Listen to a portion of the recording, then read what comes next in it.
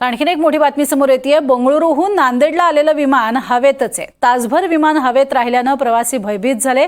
धुक्यामुळे धावपट्टी दिसत नसल्यानं हे विमान हवेतच होतं। तिसऱ्या प्रयत्नात ते सुखरूप उतरलेलं आहे। मात्र तासभर हे विमान धुक्यामुळे उतरू शकत नव्हतं आणि त्यामुळे विमानात असलेल्या सगळ्याच प्रवाशांची पाचावर धारण बसली होती। बंगळुरूहून नांदेडला आलेल्या विमानाची ही अवस्था झाली होती।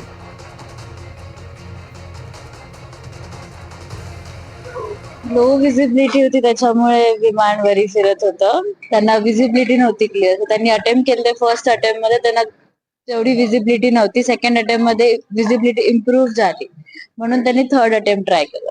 आणि एक अटेम्प्ट ऍटलीस्ट 20 मिनिट्स लागतात। सो इट्स लाईक आजकालच्या ते फॉगमुळे कॉमन प्रॉब्लेम आहे। So I was not worried because captain खूप चांगले होते, त्यांनी खूप सेफली सगळं सांगितलं, लाईक हा इश्यू आहे आणि त्याच्यानंतर त्याच्यामुळे विजिबिलिटी नाहीये। So I was not worried.